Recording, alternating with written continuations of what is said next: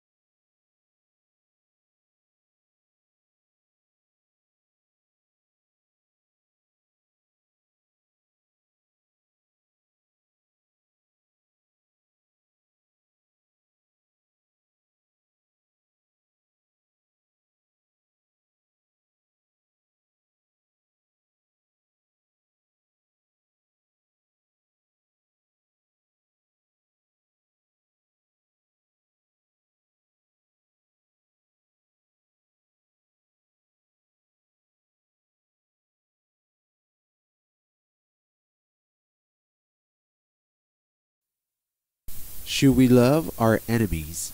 When we read the Gospel, verbatim Jesus says it in Matthew chapter 5. He says this, "You have heard it said in the law of the elders that it was written, you will love your neighbor and you will hate your enemy. Well, I say to you, love your enemies and pray for your persecutors, so you will be the son of your Father who is in heaven, because he makes his sun rise on the wicked as on the good." First, you have to understand what it means to love your enemies. It's not a sentimental love. Romantic love is something else. Jesus talks about spiritual love. It means intelligence that wants good for others. To love your enemy is therefore deeply to want to be with him one day in paradise, and if possible, as soon as this land changes, it improves. Why is this love of intelligence that wants good for others called love?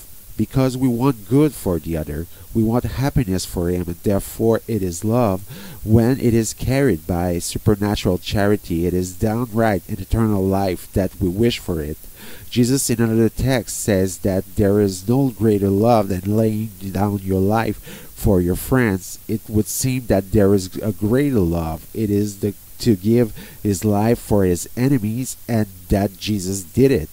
So what's going on at the cross? He dies, he who is God made man, and he could, if he wanted to do something else. The people who are at the foot of the cross who mock him by saying, "Hey, you saved the others, come down from your cross," and he can, if he wants, reduce them to nothing, dust, turn them into toads. It does not. He dies for them. Why is it said that there is no greater love than to lay down one's life for one's friends? Because in fact these enemies, he considers them as his friends, perverted friends, sinful friends, but reformable friends. I will even say that God dies for those he knows will choose hell.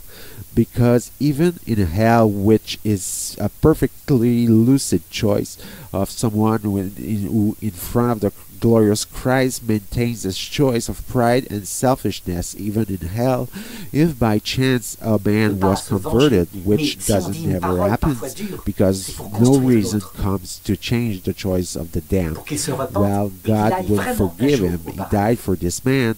Obviously, such